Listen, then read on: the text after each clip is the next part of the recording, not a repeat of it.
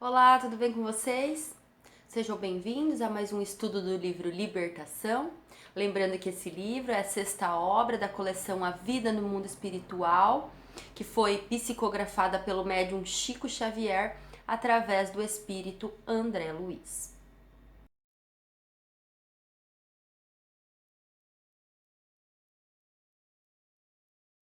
Neste capítulo, o Gúbio finalmente vai conseguir se mesclar, se misturar com a equipe de obsessores que está ali martirizando Margarida, vai se aproximar do chefe dessa equipe, que é o Saldanha, vai de alguma maneira conseguir o respeito dele já momentâneo, que depois a gente vai ver que vai ter muito mais respeito ainda, não posso dar spoiler, mas ele, Saldanha já respeita o Gúbio, né? Tanto que vocês viram que a senha já valeu para ele começar a falar detalhes e deixar Gúbio e a equipe até que bem à vontade, vamos dizer assim. E a segunda etapa do capítulo nos mostra como é importante a gente manter uma postura elevada, né? Não só nos templos de oração, mas em todos os momentos da nossa vida. Porque olha isso que Margarida tá passando. Margarida, ela tinha um débito com o Gregório. E ela, esse débito com o Gregório, que era um espírito muito poderoso, fazia com que ela, nesse momento, tivesse uma equipe determinada ali de 60 pessoas para auxiliar na desencarnação dela.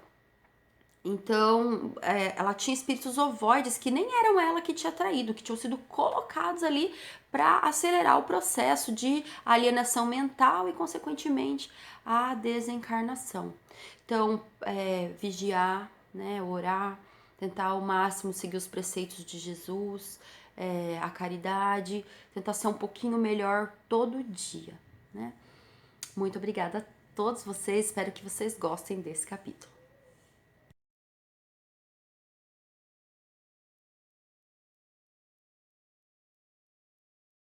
Hoje nós vamos estudar o capítulo 9, Perseguidores Invisíveis. Porém, como fazemos em toda a aula, eu vou falar um pouquinho do capítulo 8, o capítulo passado para nós. Então, o capítulo 8, o nome dele era Intercessão Inesperada.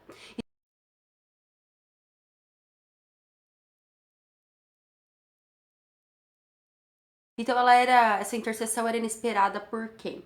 Pelo Gregório, que era o chefe lá da falange.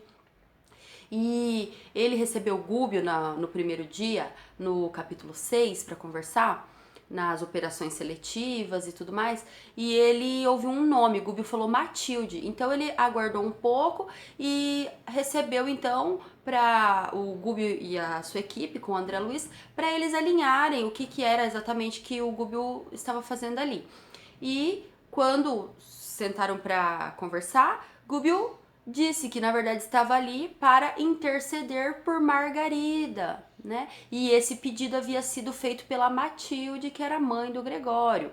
Margarida estava às vésperas da loucura, através de um processo obsessivo severo, chefiado por Gregório, e assim que ela estivesse completamente louca, os planos de Gregório então se concluiriam, porque provavelmente ela seria internada em um sanatório, e lá de uma forma ou outra os espíritos iam intuir para que alguma medicação fosse dada errada ou de alguma maneira ela morresse ali por algum engano. E aí concretizaria o plano de Gregório, pois ela chegaria lá no plano espiritual muito se sentindo aliviada de ter deixado o corpo físico, e Gregório a receberia como uma pessoa muito querida, e assim ela dispensaria a Gregório muito amor.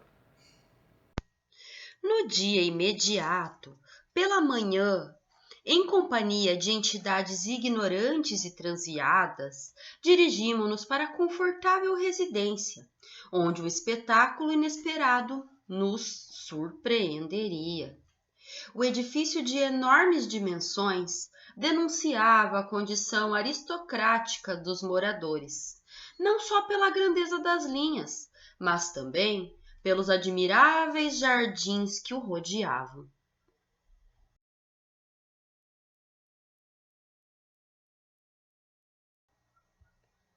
Paramos junto à ala esquerda, notando-a ocupada por muitas personalidades espirituais de aspecto deprimente, rostos patibulares, carantonhas sinistras. Indiscutivelmente, aquela construção residencial permanecia vigiada por carcereiros frios e impassíveis, a julgar pelas sombras que os cercavam. Transpus o limiar de alma opressa. Então o André entrou assim, oprimido. O ar estava saturado de elementos intoxicantes. Dissimulei a custo o mal-estar, recolhendo impressões aflitivas e dolorosas. Entidades inferiores, em grande cópia, afluíram à sala de entrada, sondando-nos as intenções. De posse, porém, das instruções do nosso orientador, tudo fazíamos para nos assemelharmos a delinquentes vulgares. O Gúbio, ele se fizera tão escuro e opaco que era quase irreconhecível. André Luiz e Eloy sabiam que era o Gúbio, porque estavam com ele desde o começo, mas quem o via daquele jeito não sabia que ele era quem era, porque ele estava muito escurecido para se confundir com as entidades que ali se encontravam naquele lugar.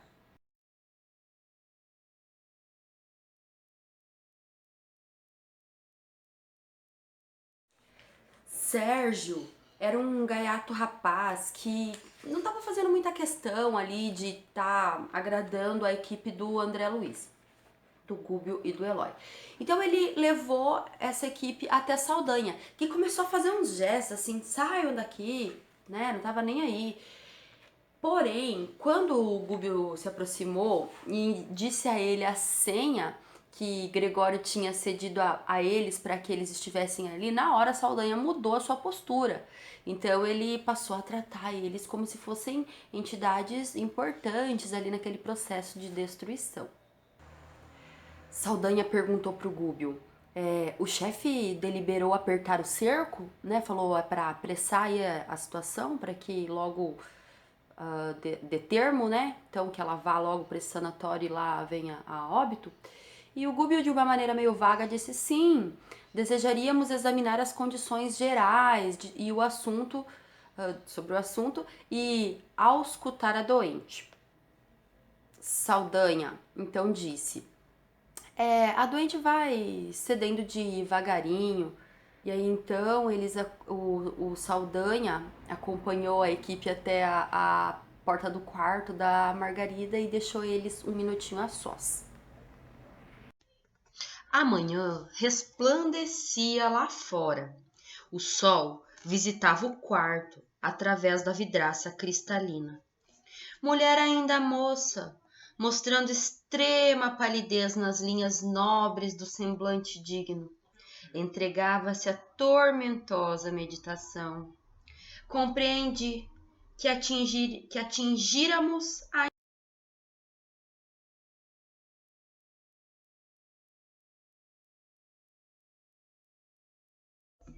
dois desencarnados, de horrível aspecto fisionômico, inclinavam-se confiantes e dominadores sobre o busto da enferma, submetendo-a à complicada operação magnética. Essa particularidade do quadro ambiente dava para espantar. No entanto, meu assombro foi muito mais longe, quando concentrei todo o meu potencial de atenção na cabeça da jovem singularmente abatida. Interpenetrando a matéria espessa da cabeceira em que ela descansava, surgiam algumas dezenas de corpos ovoides, de vários tamanhos, de cor chumbo, assemelhando-se a grandes sementes vivas, atadas ao cérebro da paciente por meio de fios sutilíssimos, cuidadosamente dispostos na medula alongada. Então observem a cena, olhem essa imagem, a equipe ali do André Luiz, o André Luiz assustado, Saldanha ali perto, a Margarida cheia de ovoides, a casa dela cheia de entidades de difícil compreensão. Margarida, então, estava com a sua mente totalmente vampirizada por essa falange de espíritos que se encontravam ali, obsidiando ela. Em verdade, já observara por mim grande quantidade de casos violentos de obsessão, o André falou. Ele falou que ele já tinha visto muitas vezes gente sendo obsidiada, mas geralmente por vingança, por alguma relação, vamos dizer, pessoal que aquela pessoa tivesse adquirido. Mas daquele jeito ali de Margarida, ele falou que ele nunca tinha visto. Ele nunca tinha visto espíritos ovoides que tinham sido colocados ali na Margarida para acelerar aquele processo de alienação mental. Ele falou que ele não sabia que isso era possível, né? Então ele achou que geralmente os ovoides eram atraídos por vingança ou que fosse afinidade e não nunca tinha visto um processo tão forte em que os ovoides eram trazidos ali para obsidiar, em que os obsessores estavam num plano organizado para fazer com que a pessoa sucumbisse, né? E mesmo eles, de uma forma geral, né, exceto Saldanha, que não gostava da família, não tinham relação direta com aquela família. Todos os centros metabólicos da Margarida, então as glândulas principais dela, estavam todos sendo manipulados pelos espíritos. O André chegou pertinho e viu que a Margarida ela tinha feridas no peito. E ele percebeu que ela inalava substâncias tóxicas, escuras e pesadas emanadas por aqueles dois espíritos que estavam ali obsidiando ela. E aquela emanação entrava nos pulmões e não saía só pelas vias respiratórias, aquelas emanações saíam pela própria pele da Margarida, fazendo então aquelas ulcerações. Os obsessores eles controlavam até a pressão sanguínea da Margarida. A Margarida ela estava exausta e amargurada. Então o André parou um pouquinho de olhar para o caso da Margarida, assim, para a situação que ela estava vivendo ali, e começou a olhar para o Gúbio, para o instrutor. O André diz então: interrompi, no entanto, as observações acuradas, a fim de verificar a atitude psicológica do nosso orientador, que se arriscava à aventura para socorrer aquela senhora doente a quem amava por filha muito querida. Gúbio se esforçava muito por não atrair imensa piedade que ele guardava, né, diante da enferma. E aí o André coloca para nós a opinião que, assim, dele, né? Qual que seria a atitude dele ali no lugar do Gúbio?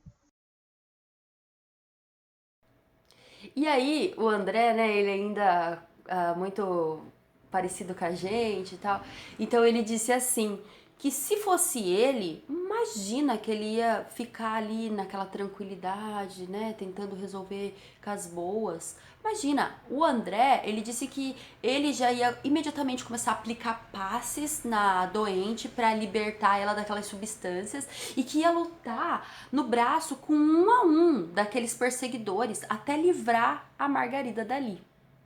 Mas a gente imagina e entende lendo o livro que essa não seria a maneira mais adequada de agir naquele momento, até porque a equipe deles estava em 3 pessoas e se o objetivo era de fato salvar a Margarida, eles perderiam a oportunidade fazendo isso, né? Porque aí com certeza todas aquelas entidades que lotavam a casa se revoltariam e expulsariam eles dali.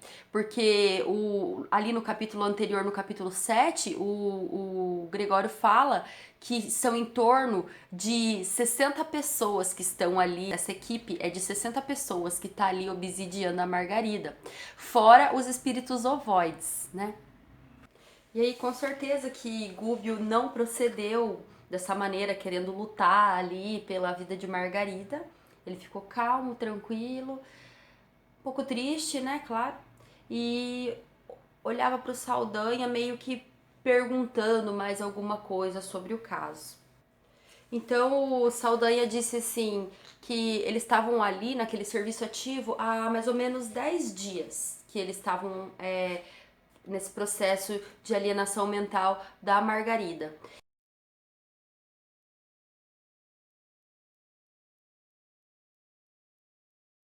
e que a Margarida tinha sido muito fácil, assim, foi uma presa colhida em cheio, ele disse.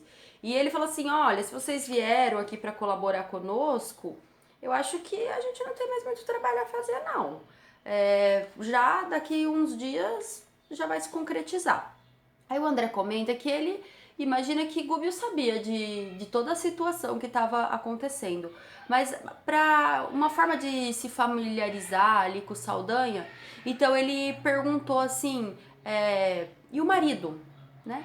E o Saldanha, debochando bastante dele, disse, olha, ele não tem noção nenhuma de vida moral, esse rapaz. Ele não é que ele seja um homem mau, mas o casamento para ele serviu apenas de ele ser trocar ele de um gozador da vida para um homem sério. Então antes ele gozava a vida sozinho, agora ele tem assim coloca entre aspas, né, como se fosse agora um homem sério, mas ele ainda não tem a menor noção de preceitos morais nem nada. E aí ele fala que se eles tivessem filhos, essas crianças seriam meros brinquedinhos aí para esse pai, então que ele não ia servir para muita coisa, tava desdenhando mesmo do marido, né? E aí ele disse assim, hoje esse marido ele vai conduzir a Margarida pra igreja. E aí ele dá uma debochada assim, ele fala, vão à missa, né? Na esperança de melhoras. Tipo, não vão conseguir. Eu digo que não vão, né? Debochando mesmo ali da situação. Nesse mesmo momento, o rapaz entra no quarto.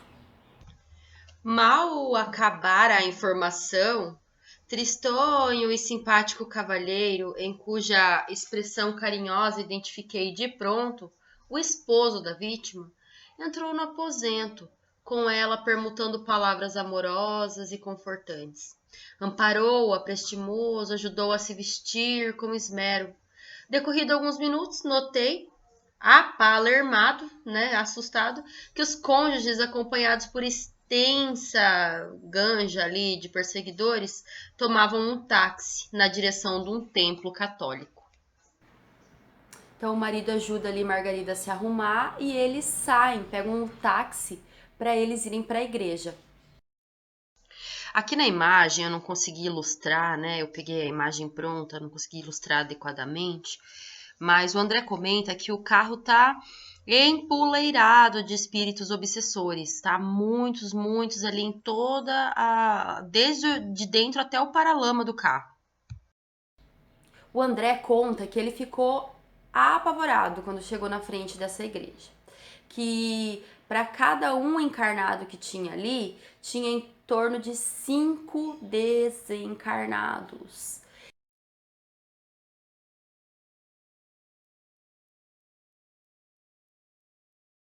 E cada um desses 5 desencarnados que estava ali estava em busca de baderna, de bagunça, de fazer com que quem fosse ali para tentar fazer uma oração, alguma coisa, não conseguisse, fosse dispersado. Como o Saldanha estava muito preocupado com o casal, não parava de seguir o casal, então o Gubbio, percebendo isso, ele deu uma segurada no passo para ficar um pouquinho mais para trás, para deixar o Saldanha aí, para eles poderem fazer algumas observações sobre o que eles estavam vendo ali naquele local que eles tinham acabado de chegar. Então o André diz que lá dentro tinham em torno de 700 a 800 pessoas. Então vamos fazer as contas. 8 vezes 5 dá 40. Então se tinham 800 pessoas, tinham 4.000 desencarnados ali. Então, muitos que estavam ali para perturbar, para iludir, e uns que já vinham com as pessoas mesmo, né? A algazarra dos desencarnados, ignorantes e perturbadores era de ensurdecer. Pensa que loucura, gente. A atmosfera pesava, respiração fizera-se-me difícil pela condensação dos fluidos semicarnais que ali eram reinantes. Todavia, ao fixar os altares, confortante surpresa aliviou-me o coração. Quando quando o André olhou para o altar, ele até que ficou aliviado, que ele viu que lá no altar, os objetos do altar reluziam uma luz arroxeada, muito bonita. Nessa casa de oração, os altares recebem as projeções de matéria mental sublimada dos crentes. Há quase um século, as preces fervorosas de milhares deles aqui envolvem os nichos e apetrechos do culto, André. Então era isso que acontecia, por isso que o André via aquelas estátuas, aqueles nichos tão iluminados ali naquele momento. Mas aí ele ficou com dúvida, ele disse assim, ué, Gúbio, o segundo mandamento da lei de Moisés diz que a gente não pode adorar objetos em nome de Deus. E aí Gúbio fala, realmente, André, não está certo. Mas aqui ainda vamos pensar como se fossem crianças espirituais. Então quando você vê uma criança, ela não tem um bichinho de pelúcia que ela abraça, que ela adora. Então, numa tribo pagã, por exemplo, eles não adoram, né, Deus em animais, por exemplo, a vaca na Índia. Então, aqui ainda eles adoram esses objetos, essas estátuas, né, de santos. E ao fazerem preces, ao fazerem orações, eles emanam essas boas energias para esses objetos. E não pense ser em vão, porque aí os bons espíritos se utilizam desses objetos, desses objetos, não, desculpem, dessas emanações positivas que são enviadas, eles utilizam disso para estar auxiliando as próprias pessoas ali daquela casa de oração que estavam sintonizados com preceitos superiores. Então o André fala que observava e aí tinham muitas senhoras com o terço na mão, né? E aí muito bem vestidos, todos, mas que a posição mental daquelas pessoas era muito distinta da atitude externa que elas estavam demonstrando ali. Então elas tinham um halo escurecido, algumas com halo de pessoa que deseja se vingar de outra. E tem aquele ensinamento do Cristo que fala que não adianta a gente ir fazer oração, né, se a gente não perdoar a pessoa que nos fez mal. Então, o André fala isso que por quê?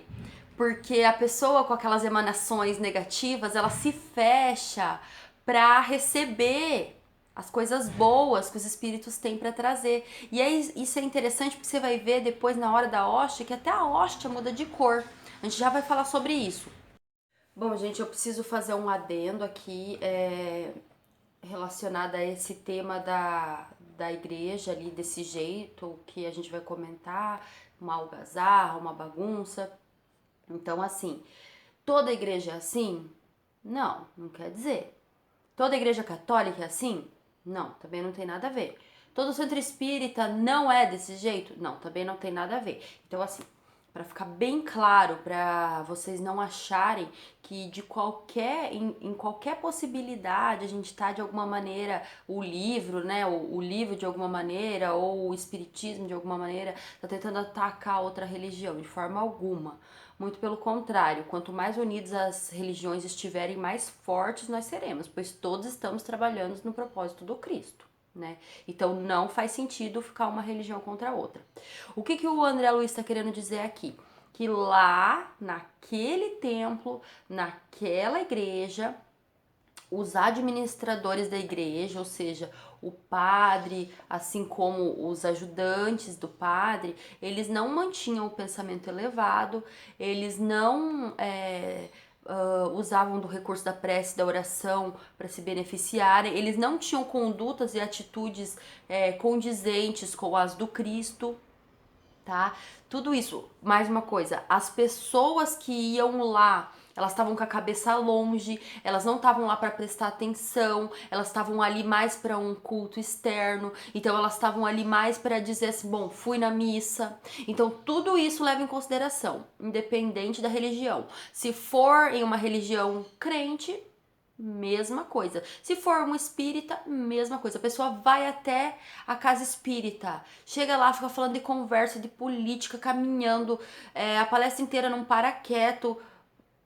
Mesma coisa. tá? Não vai estar bem acompanhado, não tem como. Uma casa evangélica que fala, né? Que todos somos evangélicos, mas enfim, assim, ó, a forma mais popular que a gente ouve falar. Então, vai lá alguém, a pessoa não tá nem aí, foi lá só pra limpar-se dos pecados, vamos dizer, mas a cabeça ficou lá longe no que vai fazer depois, ou a pessoa tava com raiva de alguém, levou ódio, rancor pro lugar. Então tudo isso assim interfere. Então não tem nada a ver com a Igreja Católica em si. Ele deu um exemplo aqui, porque foi aonde a Margarida tinha ido, tá? Junto com o marido. Mas não tem nada a ver que toda a Igreja Católica vai ser desse jeito. Isso não tem sentido algum. Todos os templos de oração, voltados à oração, independente de religiões, se não tiverem seriedade, é isso que você vai encontrar no plano espiritual. Se tiverem seriedade, ao contrário, a gente vai ter pleiades de bons espíritos nos mantendo, nos auxiliando a manter o pensamento elevado no momento que a gente estiver ali fazendo oração. Mas por esforço nosso também. A gente vai ver que tem coisas essenciais que a gente tem que fazer. Então a gente tem que se apegar na prece, se apegar na oração, mas a gente também tem que ser um exemplo vivo e a gente tem que ter força para repelir esses espíritos que tentam, naquele momento, tirar a nossa atenção, tá bom? Bom, então, devido a tudo isso, devido àquelas pessoas ali trazerem com elas rancores, vinganças, a cabeça longe, mesmo se elas tentassem naquele momento fazer uma oração, ali seria difícil para elas conseguirem se concentrar, devido ao algazarra e devido que elas não tinham ido bem preparadas ali para isso, ok? Então, nesse momento, entram o sacerdote e a sua equipe, né? As pessoas que acompanham ele. E o André falou que mesmo lá no altar, tendo uma luz bonita, tudo mais, essas pessoas que entraram não estavam assim, elas não tinham uma energia muito boa, tá? O André diz isso porque tanto o sacerdote quanto os 11 acólitos, que eles chamam, os acompanhantes que foram com ele até ali, estavam envolvidos em sombras, tá? Então, por isso que o André entendeu que eles não estavam muito preparados para estarem ali na frente daquela cerimônia naquele momento. Porém, naquele mesmo momento, lá naquela casa de oração, tinham 3 entidades de posição hierárquica moral elevada. Lá na Santa Mesa, em cima do altar, semeando recursos divinos, né? Independente da postura ruim do sacerdote, de muitos dos fiéis que estavam ali, da equipe, mesmo assim, eles eram dignos do respeito divino e as entidades iam ali para tentar de alguma maneira semear alguma coisa para algum coração aberto que ali tivesse.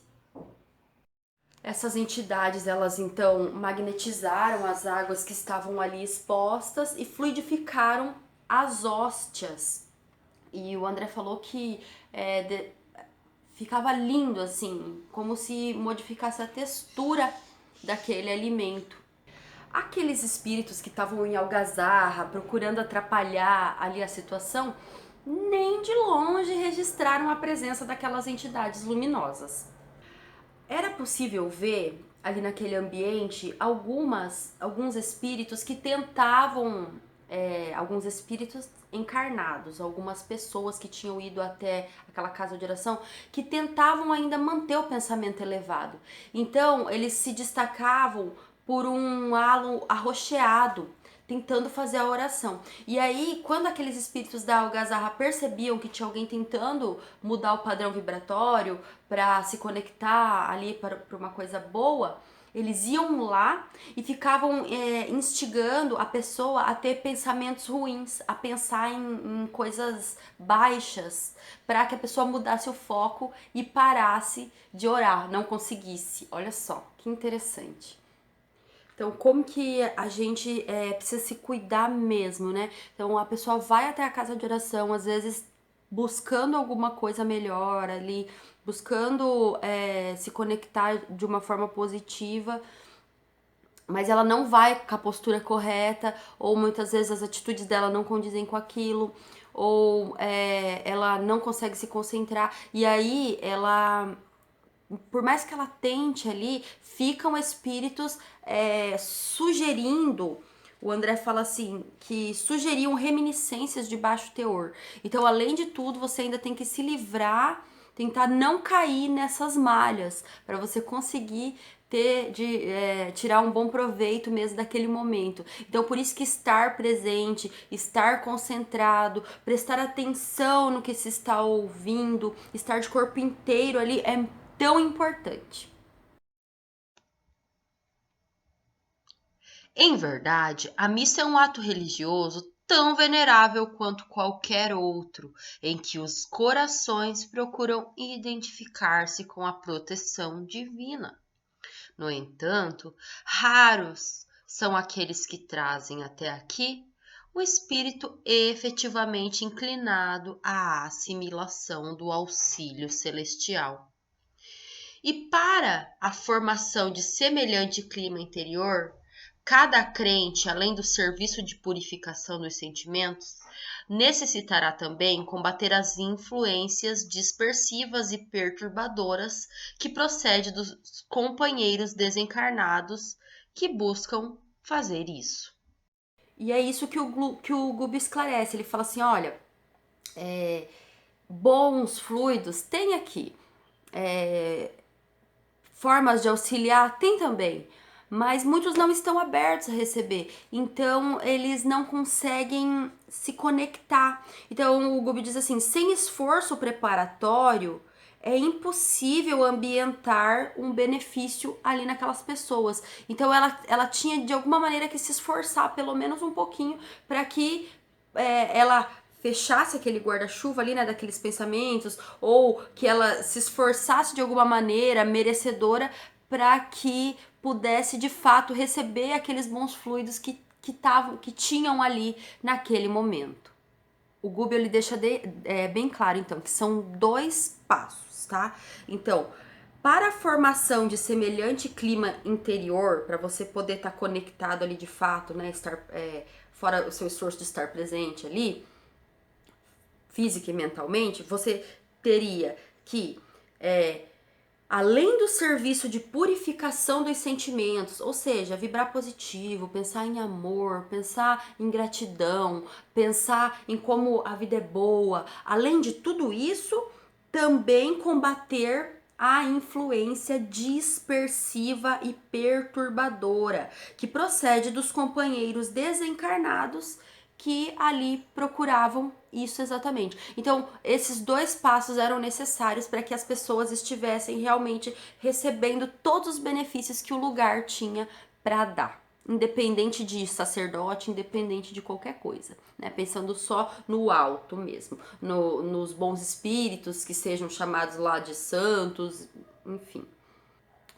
O André conta para nós que já ali, né, nos finalmente, começaram um coro de vozes a cantar, e nesse momento vários espíritos elevados chegaram ali no local para estar abençoando ainda mais aquele local e as hóstias que seriam distribuídas ali naquele momento.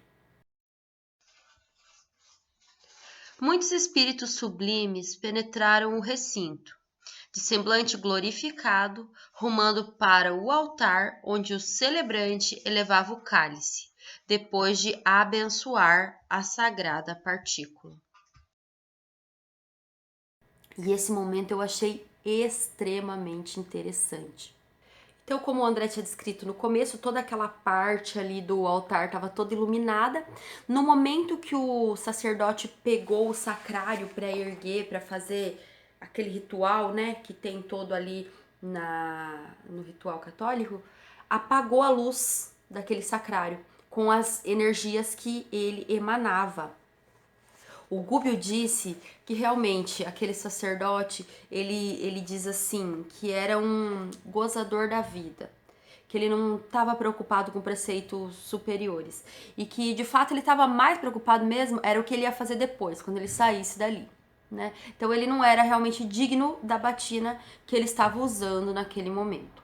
E mais, Gubbio disse que ele era um ateu, ele diz assim, um ateu gozador dos sentidos, sem esforço interior de sublimação própria. Então por isso que ele apagava as hóstias. E o André então disse que um a um dos 11 que o acompanhavam ao receber a hóstia, as hóstias pareciam flores lindas de farinha. E ao receberem, quando encostava na boca deles, a hóstia pum, apagava ou escurecia. Olha que interessante. Apenas uma jovem moça, ao receber a hóstia, ela tinha uma preparação íntima, ela estava ali de fato com o coração, ela era uma pessoa boa, que também fazia coisas boas para o bem de outras. E quando ela ingeriu a hóstia, olha que interessante, a parte fluídica espiritual da hóstia.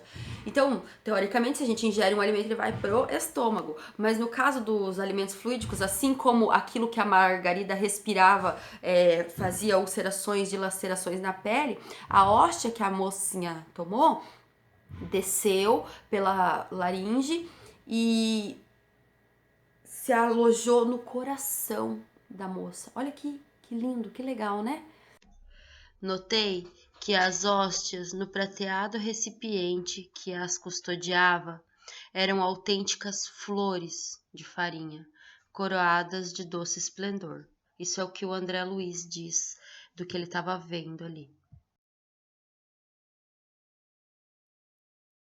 Terminando ali a cerimônia, o esposo e a Margarida então pegaram novamente um táxi e retornaram para casa.